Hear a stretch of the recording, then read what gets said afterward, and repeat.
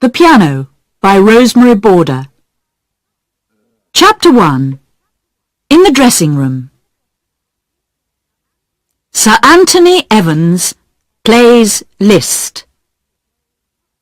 The words above the door of the theatre were a metre high. On the wall there was a big picture of Sir Anthony at the piano. Hundreds of people were waiting outside the ticket office. It was Sir Anthony's 80th birthday concert, and everybody wanted a ticket. I had a special ticket, because I was a newspaper reporter. I wanted to talk to the famous pianist before his concert. I showed my ticket to the doorman and went into the theatre. Then I walked upstairs to the dressing rooms. On my way upstairs, I thought about the famous pianist. I was a little afraid. My mouth was dry, and my hands were shaking. I arrived outside the dressing room. There was a big gold star on the door. I knocked, and a tall man opened it. He was very old, but his eyes were blue and bright. He was wearing black trousers and a beautiful white shirt. He had a lot of straight, silvery hair. He looked just like his picture on the wall of the theatre. "My name's Sally Hill," I began. The old man saw my notebook and smiled at me. "Don't tell me. You're a reporter. Which newspaper do you work for?" "The Sunday Times, sir." "A very good newspaper. Come in and sit down. Ask your questions. We were young once, weren't we, Linda? But of course, that was a long time ago." He turned to a tall woman who was standing in the corner. She smiled at me with friendly brown eyes. "So this is Lady Evans," I thought. "What a nice face she has. She looks like a farmer's wife." I was not afraid any more. I sat down and opened my notebook. "Tell me about yourself, please, Sir Anthony. Did you come from a musical family? Did you start to learn the piano when you were 3, like Mozart?" The famous pianist smiled. "No, my dear. I am the first musician in my family. And I was 14 years old before I touched a piano for the first time." He saw the surprise on my face. "We have a little time before my concert. I'll tell you my story. It's a strange story, but every word of it is true. You see, I left school when I was 13. Everybody called me Tony in those days. I worked on a farm." It was an exciting story, and he told it well. At first, I tried to write everything down in my notebook. Then the pen fell from my hand, and I just listened. I was lost in Sir Anthony's wonderful story. He told me about an old school behind a high wall in a dirty street. There was broken glass on top of the wall. The schoolyard was very small. As he spoke, pictures came into my mind. I saw a little boy called Tony Evans playing football with an old tin.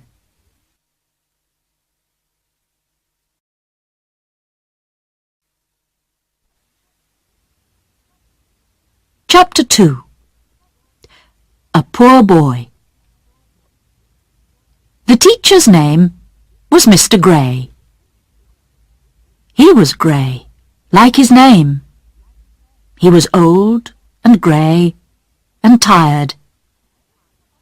Everything about him was grey. Grey suit, grey shirt, grey hair, and a long, thin, grey face.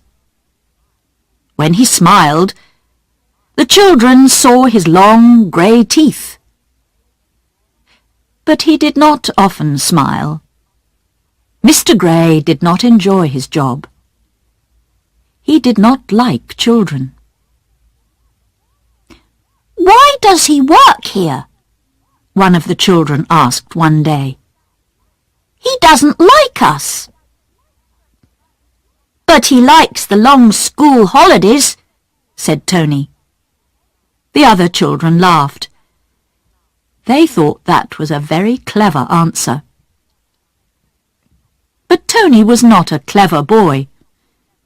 He was big and slow and silent. He did not enjoy his lessons. Usually he just sat at his desk and waited quietly for 4 o'clock to come, when he could go home. But Tuesday mornings were different, because Tuesday was music day. Every Tuesday morning, an old lady called Mrs. Lark came to the school. Mrs. Lark played the piano, and the children sang. She was not a very good pianist, but she liked children, and she enjoyed her work. She knew a lot of songs, too. Every Tuesday, her fat little fingers flew like birds up and down the keys of the piano. The children sang like birds, too. Then 12 o'clock came. Mrs. Lark said goodbye and locked up the piano for another week. Tony did not often hear music. His family was poor, and poor people did not often hear music. There was no TV or radio in those days.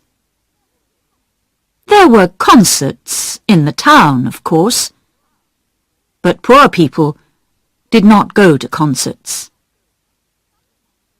Sometimes an Italian street musician came to town. He had a little piano on wheels, and a poor thin monkey which sat on top of it. The people came out of their houses to listen to his music. Then the monkey went round with a little tin cup. "Give us a penny!" sang the musician. But when the monkey came back, the tin cup was always empty. The musician shook his head and pushed his little piano away. There were 6 children in the Evans family, and Tony was the oldest. They lived in a very small house at the end of a long grey street. The toilet was outside in the yard. There was no bathroom. everybody washed in the kitchen. On Saturday evenings, everybody in the family had a bath, one after another, in an old tin bath in front of the fire. It took all evening. Every Monday, Mrs. Evans washed all the family's clothes in the tin bath. But the Evans were clean, and they had enough to eat. Tony did not feel poor, because all his friends were poor too. In those days, poor children usually left school when they were 13. Most of Tony's friends found jobs in shops or factories in the town. Tony did not want to work in a shop or a factory, but he needed a job because his family needed the money. A few days after his 13th birthday, Tony left school too. He began to look for a job, but he was unlucky. The factory did not want him. The shops did not want him. Then his mother thought, what about farming?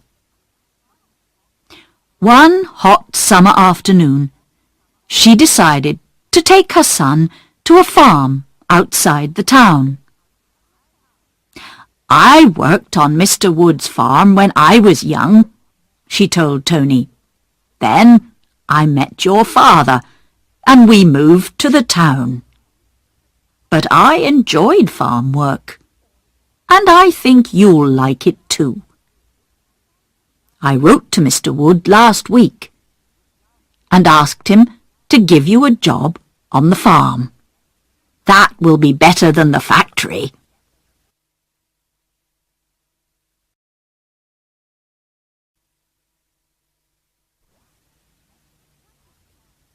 Chapter 3. A Farmer's Boy. Tony and his mother got on a bus in the middle of the town.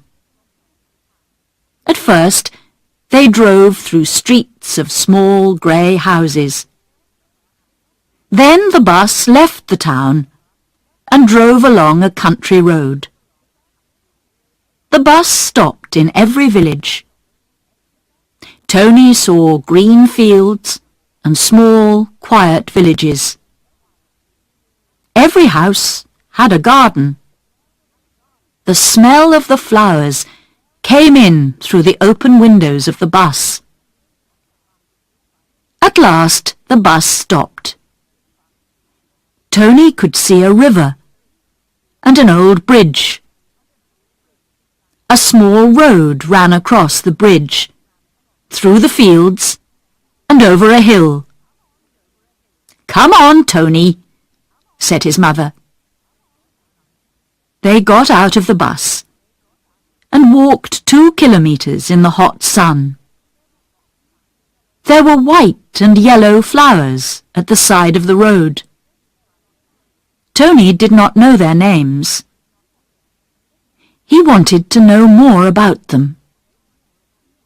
He wanted to know more about the trees, too. There were no flowers or trees in his street. He looked at the cows in the fields. "I've never seen a real cow," he said to himself. He watched them moving very slowly through the long green grass. They looked big and quiet. Tony and his mother arrived at the farmhouse and walked through the farmyard. Chickens were looking for food. A fat white cat sat on a wall and watched them with sleepy eyes. Mr. Wood came to the door and spoke to Tony's mother. "Hello, Betty. It's nice to see you again. Thank you for your letter. How are you?" They talked together like old friends. Tony stood at the door. He felt lost and uncomfortable. But the farmer smiled at him. "Is this your son, Betty?" he asked. "Yes, this is Anthony, but we call him Tony at home. He left school 2 weeks ago. He's a good boy, and he's very strong. Please give him a job, Mr. Wood. We need the money. We've got 6 children, you know." The farmer looked at Tony. "How old are you, boy?" he asked. 13, sir." "Do you like the country?" "Yes, sir," said Tony. "Would you like to work for me, Tony?" asked Mr. Wood. "Would you like to be a farm boy?" Tony thought about the factory and the shops. The shops were bad, but the factory was worse. When people came out of the factory in the evening, their faces looked white and ill. "Nothing can be worse than that," he thought. He looked into the farmer's smiling red face. "Yes, sir," he said. "Yes, please." His mother was right. Tony was a good, strong boy, and he worked very hard for Mr. Wood. The old farmer did not pay him much money. Tony ate his meals in the kitchen, and he slept in a little room at the top of the farmhouse. But the farmer was kind to him and taught him a lot. Mr. Wood had no sons. He had one daughter. Her name was Linda, and she was a year younger than Tony. Mr. Wood loved Linda dearly, but he wanted a son very much. He was like a father to Tony. Tony was happy. At the end of every day, his back was tired and his legs hurt, but he slept like a baby. He ate Mrs. Wood's good country food. He drank a lot of milk. Soon he needed new clothes. He sent his old clothes home for his brothers. He sent his family money too. Sometimes Tony visited his family. He enjoyed those visits, but he was always happy to leave again. "I'm a country boy now," he thought. In the school holidays, Pip and his brother John came to the farm. Pip was 17 and John was 16, but they were both still at school. Their father had a large shoe shop in the town. He wanted them to go to college and learn to be businessmen. But the boys spent all their holidays on Mr. Wood's farm. "I want to be a farmer," said Pip.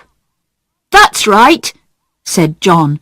"Farming is the best job in the world." "But you just come here in the summer," said Tony.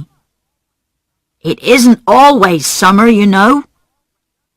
The sun doesn't always shine. Farmers work hard in the winter too. It's a hard, dirty job." "But you like it," said John.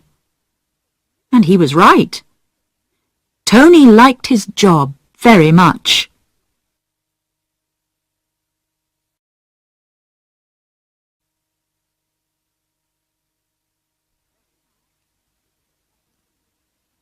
Chapter 4. An Old Piano. One hot summer afternoon, Tony, John and Pip were cutting the long grass. The sun was hot, and they were tired.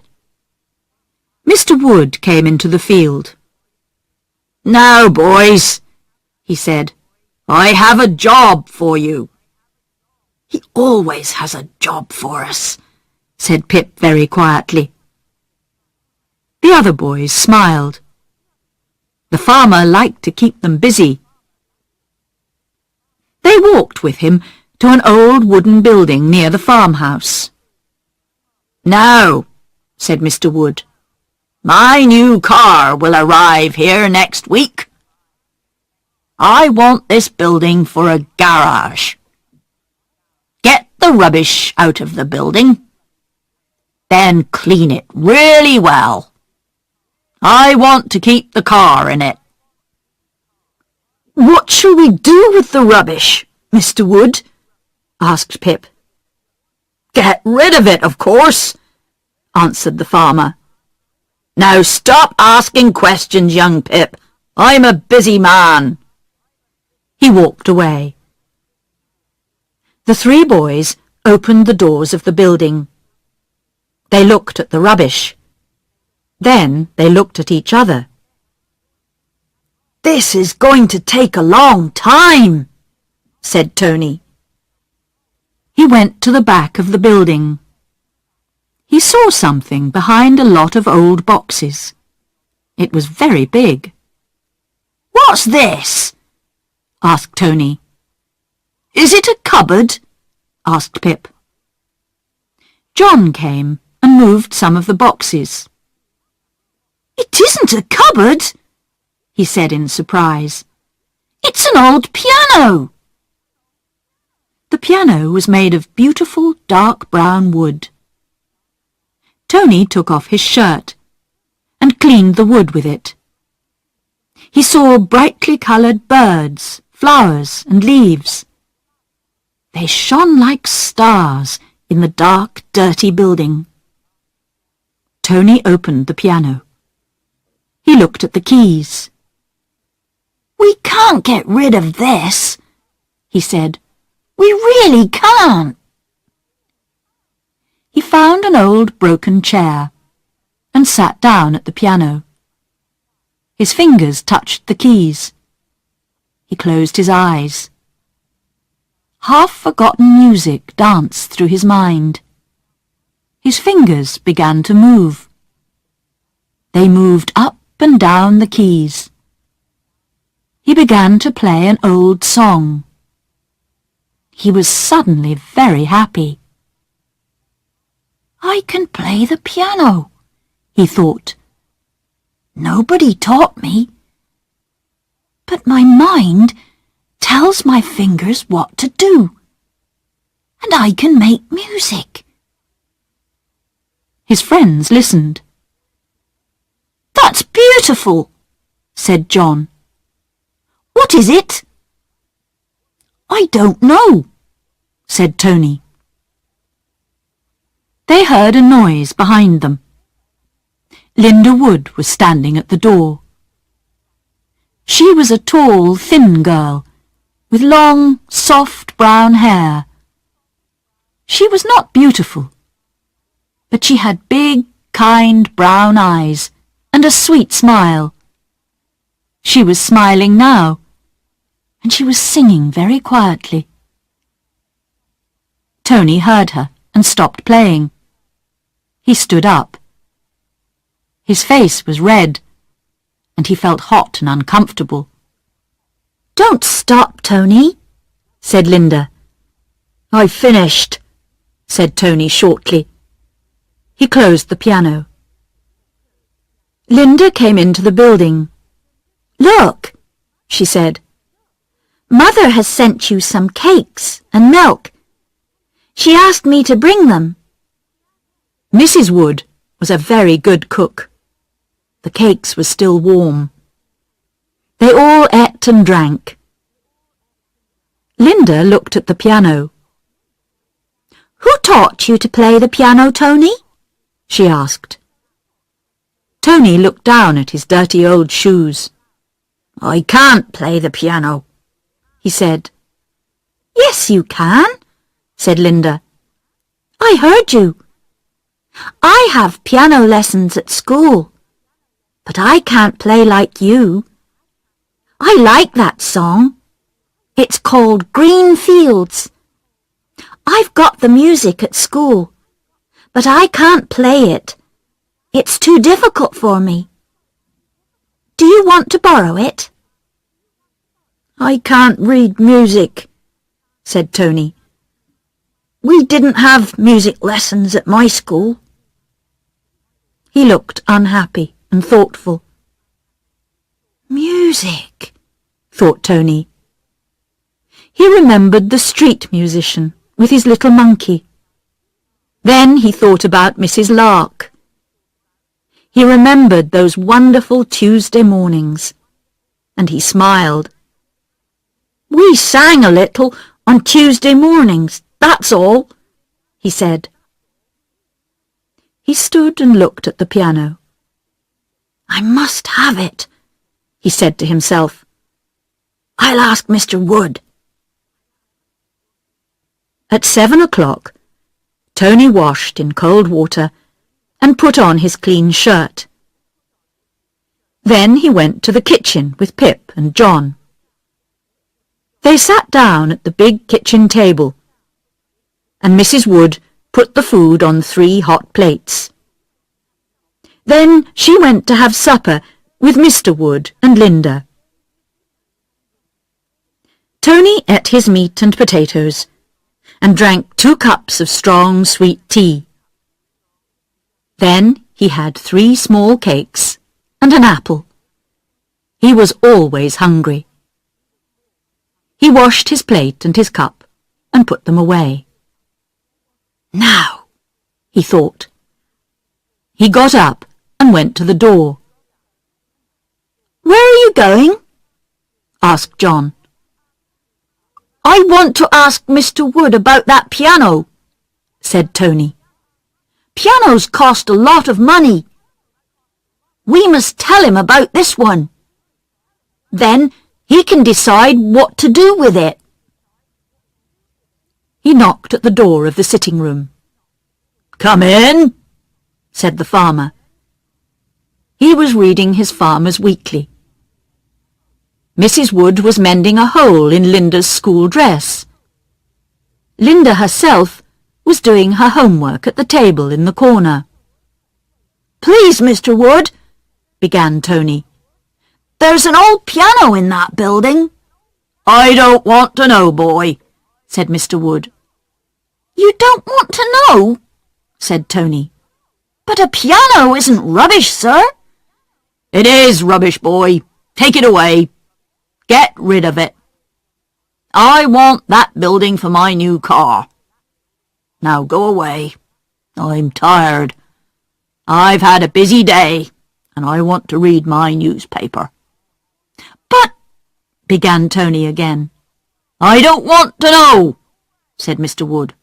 Go away. He shook his newspaper angrily. Yes, Mr. Wood, said Tony. He went out and closed the door behind him. He came back into the kitchen. Listen, can you help me? He said to Pip and John. Mr. Wood doesn't want that old piano. He says I can have it. He wants the building for his new car.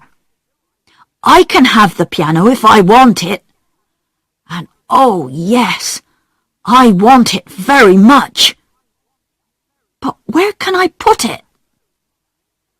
That's easy, said Pip. We can put it on Mr. Wood's lorry. We can take the piano to your house. Your family will love it. You've never seen our house, said Tony. It's very small, and there are 7 people living in it. We can't take the piano there. Sell it then, said John. Buy something nice with the money. I don't want money, said Tony. I want the piano! How can I tell them? He thought. How can I tell them how I feel about it? He looked at his hands. He wanted to feel the black and white keys under his fingers again. He wanted to hear the music in his mind. What's happening to me? He thought. Pip looked at the clock. It's late, he said, and I'm tired. I'm going to go to bed. We can think about your piano tomorrow.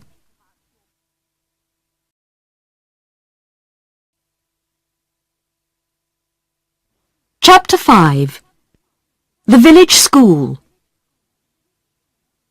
The next morning, the boys got up at 6 o'clock. They took some sandwiches and a bottle of cold tea, and they began to cut the long grass in Mr. Wood's biggest field. The field was near a quiet road. At the side of the road was a small school. It stood in a garden. There were flowers and vegetables and a few fruit trees. But no children were there. The school was empty. It was summer, and the children were on holiday. The sun shone down angrily. The boys were hot and thirsty. At 11 o'clock, Tony went for a drink. But the bottle was empty. I want a drink of water, he said to Pip and John. He took the empty bottle and went into the school garden. There was a tap there, and he turned it. No water came out. He went to the door of the school. He pushed, and it opened. There was a little kitchen. Tony turned on the tap. He took a long drink and filled his bottle. Then he decided to look around the little school. It did not take him long. There was one classroom. The desks and chairs were very small, because it was a school for young children. Tony went back into the kitchen. It's July, he thought. Everyone is on holiday. School doesn't start again until September. I can put the piano here. No one will come here. I've got 6 weeks. And in 6 weeks, perhaps I can find a home for my piano. He went back to the field. You were away a long time, said Pip. Did you have a drink or a holiday? They all laughed. Listen, said Tony. The school door is open.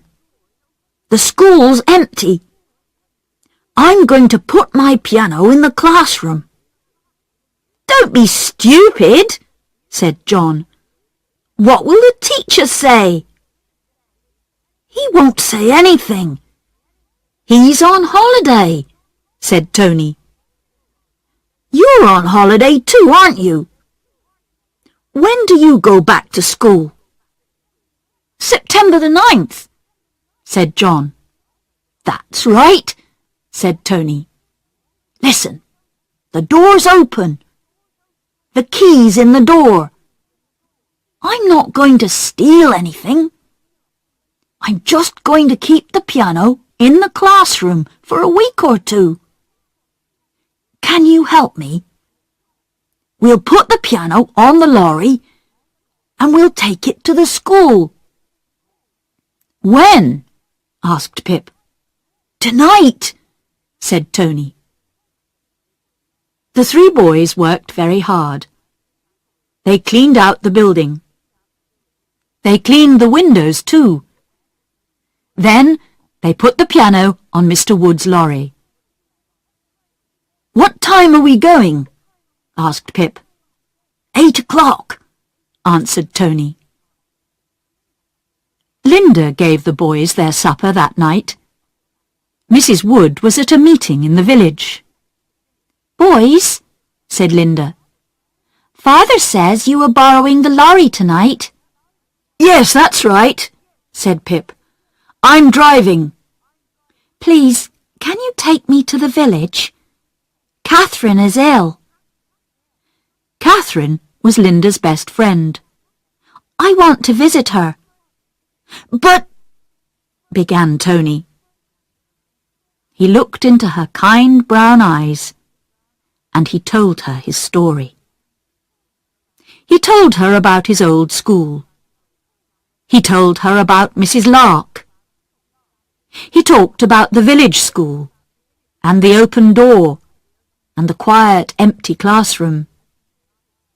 Linda listened. John and Pip listened too. Then Linda smiled. "Thank you, Tony. Now I understand. And I want to help you." The boys drove Linda to Catherine's house. "Please come back at 9:30, she said to Pip. She spoke loudly because Catherine's mother was listening. Then she said very quietly, "Good luck, Tony, and be careful." The boys drove the lorry to the little school. Then they moved the piano.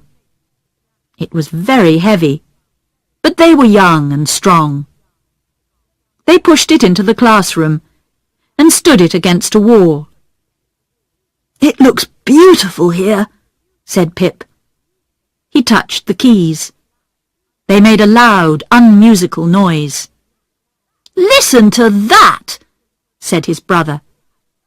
"You had piano lessons for 3 years, but you didn't learn anything. Play something for us, Tony." Tony sat down and began to play one of Mrs. Lark's songs.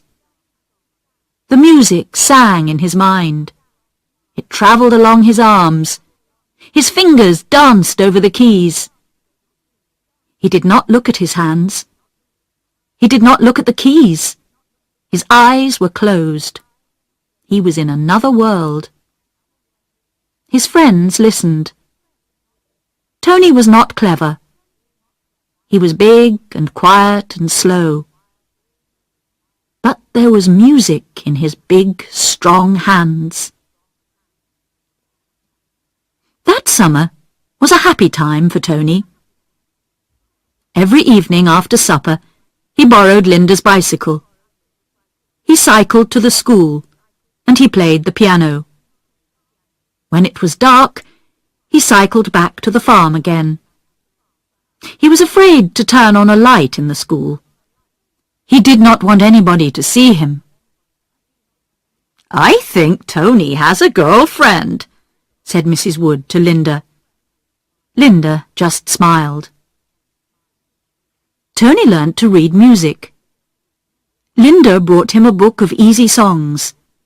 She showed him the music. He looked at the little black notes and the 5 thin black lines on the pages of the book. "This is easy," he said to Linda. "It's like writing. The notes tell your fingers what to do." "That's right," said Linda. She showed him the long notes and the short notes. She taught him to read the words at the top of the page. "Look," she said, "that's Italian. Lento, slow." But Tony was not slow. He learnt very fast. Linda was a good teacher. Both of them enjoyed her lessons.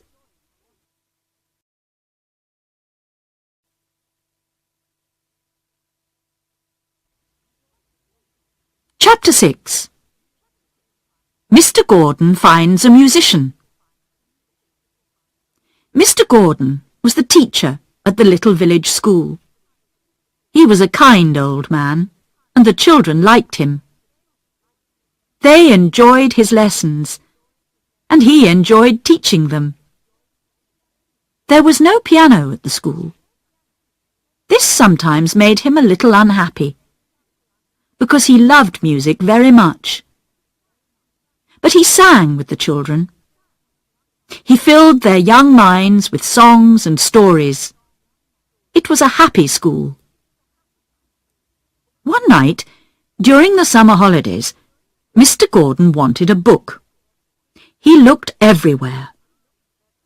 "I know," he said suddenly. "I left it at school. I'll go there at once. It isn't far away." He walked through the school garden. The door of the school was open. He felt in his pocket for the key. It was not there. "Oh dear," thought Mr. Gordon. "I forgot to lock the door. Now somebody is in the school. Perhaps it's a thief. What can I do?" Then he heard the music. Tony played the same line of music again and again. It was not easy. "Prestissimo," said the words at the top of the page. "Very fast." His fingers flew over the keys. Mr. Gordon stood and listened. There was a happy smile on his face. Then Tony stopped playing. "That wasn't right," he said to himself. He looked carefully at the little black notes on their thin black lines. "The left hand goes like this." Mr. Gordon spoke. "And the right hand goes like this." Tony turned round. His face was white. "Don't tell the police," he said. "Please, I haven't stolen anything. I haven't done anything wrong." "No, no, of course not," said the teacher. "But who are you? What are you doing in my classroom? And how did this piano get here?" Mr. Gordon visited the farm and talked to Mr. and Mrs. Wood. "Tony is very special," said Mr. Gordon. "I have been a teacher for 40 years, but I have never met a boy like Tony. He must have music lessons at once. Then he must go to the College of Music in London. He needs to work with other musical boys and girls." "But his mother and father are poor," said Mrs. Wood. "They can't pay for music lessons. They can't send him to college. They have 5 small children at home. Tony sends them money every month." "I can give Tony his first lessons," said Mr. Gordon. "I don't want any money. I'll be very happy to teach this wonderful boy. I feel... Oh, how can I explain it to you? This is a very exciting time for me. Last night I came to school to look for a book, and I found a musician. But Tony learns very quickly. Soon he will need a really good teacher. Then we'll have to think about money. Perhaps Tony can go to the College of Music in the daytime and work in a restaurant in the evenings." "No, he can't," said Mr. Wood. Suddenly his face was red and angry. "Tony is a good boy. He's like a son to us. His father is poor, but we are not." "That's right," said his wife. She was usually a quiet woman, but her eyes were bright and excited. "We will send Tony to the College of Music," she said. Tony knew nothing about their conversation. He was cleaning Mr. Wood's new car when Mr. Gordon visited the farm. But that visit changed his life. Mr. Wood had a quiet talk with him later. Mr. Gordon wants to give you piano lessons, he told Tony. Tony's eyes shone like stars. Then he shook his head. I haven't any money, sir, he said. Mr. Gordon doesn't want any money. I've had a talk with him. You are going to go to the school at 4 o'clock every afternoon. You will have your lesson, and you will practice on the piano for 2 hours. Then you'll come back to the farm and have your supper. But my work, began Tony. I can find another farm boy, said Mr. Wood. But good musicians are special people. Give me 3 tickets for your first concert, and I'll be happy.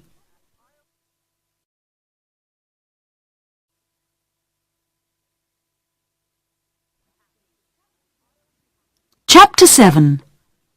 The Music Competition. Tony worked and worked. He got up at 6 every morning. He worked on the farm until 4 o'clock in the afternoon. But every minute of the day, music filled his mind. At 4 o'clock, he cycled to his piano lesson with Mr. Gordon. He practiced until 7 o'clock.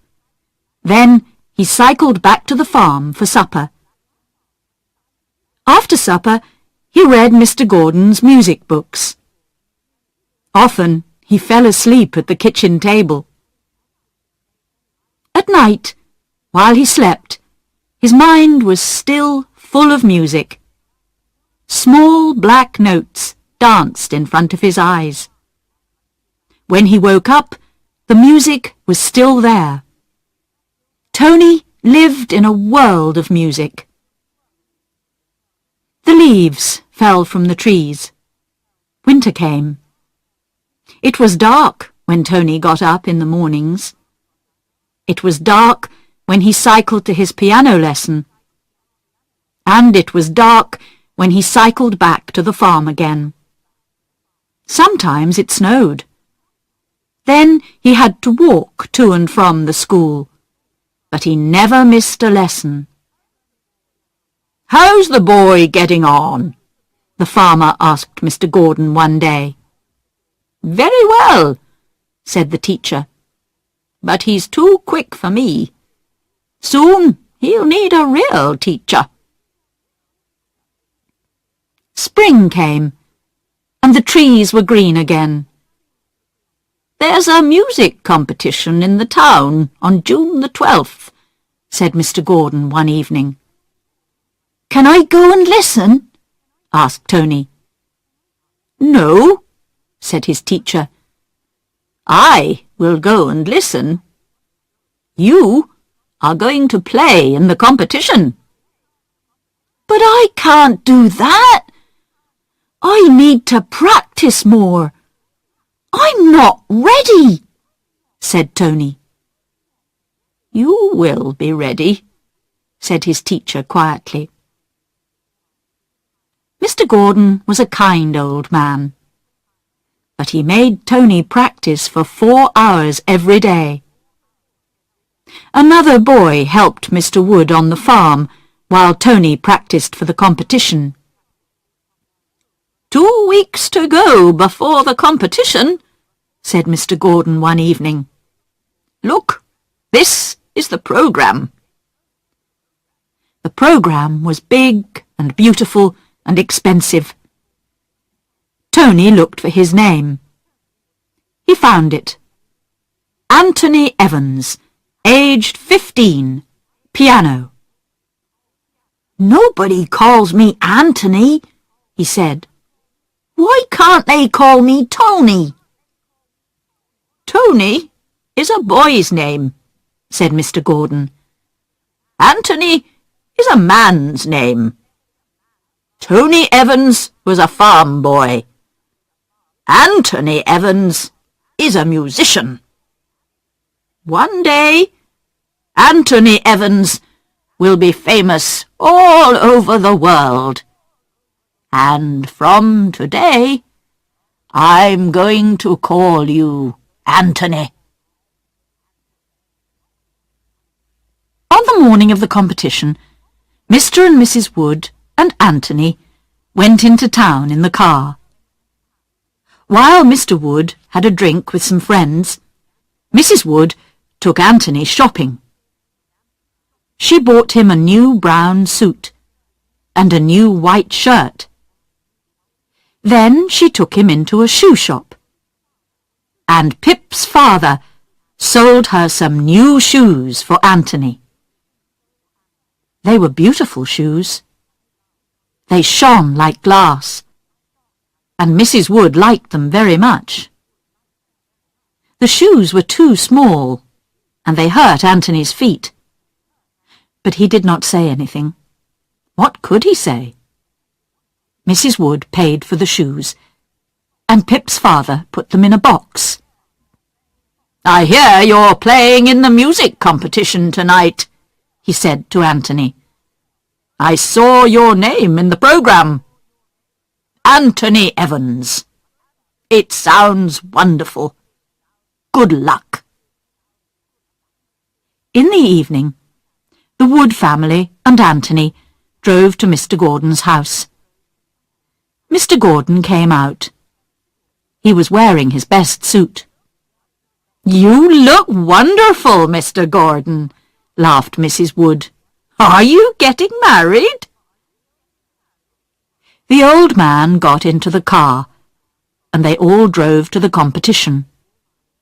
The Woods went to their seats, but Mr. Gordon took Anthony through the stage door. He took him to a room behind the stage. A lot of musicians were waiting there. The women were wearing long dresses. The men were wearing evening suits. Nobody spoke to Anthony. "Goodbye, my boy," said Mr. Gordon, "and good luck." Anthony sat in the waiting room for a long time. His feet hurt. They burned like fire. His hands felt cold. They were shaking. From a long way away, he heard the sound of a piano. Every few minutes, a man came in and called someone's name. After a long time, the man came in and said, "Mr. Evans, please." Anthony did not move. Nobody usually called him Mr. Evans. "Mr. Anthony Evans, please," said the man again. "Come along. We haven't got all night." Anthony got up. "Oh, my feet hurt," he thought. He followed the man up some stairs. "I'm walking like Charlie Chaplin," he thought. "Everybody will laugh at me." He walked onto the stage and sat down at the big piano. The dark wood shone like glass. He could see his face in it. He turned round and looked at the sea of faces. He could not see the Wood family. He could not see Mr. Gordon. But suddenly, Anthony felt their love and their kindness. His feet stopped hurting. His hands stopped shaking. He touched the piano. It was much bigger than the old piano in the classroom. The keys looked very clean and new. He wanted to touch them. "Well," he said to himself, "of course I want to touch them. That's why I'm here." And he began to play. He forgot about himself. He forgot about all the strange people in the theatre, and he just played for his friends. He played for Mr. and Mrs. Wood. He played for Linda. He played for Mr. Gordon. And he played for old Mrs. Lark. "Where are you now, Mrs. Lark?" he thought. Do you remember Tony Evans? You gave us a lot of happiness, Mrs. Locke. Thank you. Thank you. His hands flew over the piano keys. Beautiful sounds filled the theatre. He's going to win the competition, Mr. Gordon said to himself. And this is the happiest day of my life. And Anthony won the competition. He knew that he was the winner because he saw his photograph in the newspaper the next day. But he could not remember anything about it. All he remembered was his feet. When he got out of the car, he could not walk. His new shoes hurt him too much. Mr. Wood helped him into the kitchen, while Mrs. Wood filled an old tin bath with warm water. Linda took Anthony's shoes off. His feet were very hot and red. He put them in the warm water. This is wonderful, he said. You've won! Shouted Mrs. Wood. Forget about your feet, boy. You've won the competition. This is the most important night in your life. But Anthony was too tired to answer. They helped him up to bed, and he slept until 9 o'clock the next morning. Linda brought him breakfast in bed.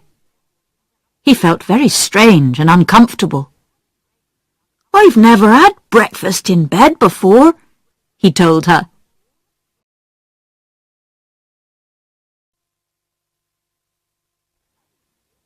Chapter 8.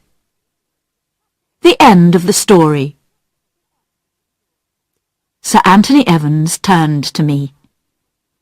That competition was the start of wonderful things for me, he said. I went to the College of Music for 3 years.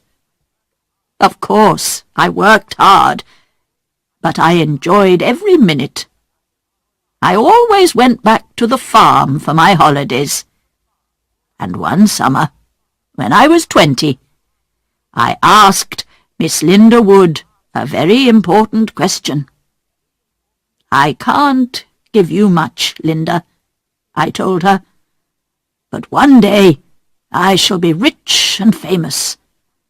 Then I'll come back again, and I'll ask you to marry me. She gave me a long, loving look. Then she laughed. Oh, Anthony, she said, don't wait until you're rich and famous. Ask me now. So I did, and here we are. We've been married for 60 years. 5 years ago, the Queen invited us to Buckingham Palace. I was Mr. Anthony Evans when I went into the palace. I was Sir Anthony Evans when I came out. And he took his wife's hand. My dear Linda was Lady Evans. There was a knock at the door of the dressing-room. 2 minutes, Sir Anthony, said a voice. The famous musician stood up. I'm ready, he said. He turned to me. How many concerts have I given? 2,000? 3,000? For me, every concert is new and exciting. Now, go, my dear, and write your story. Tell the readers of your newspaper that I am a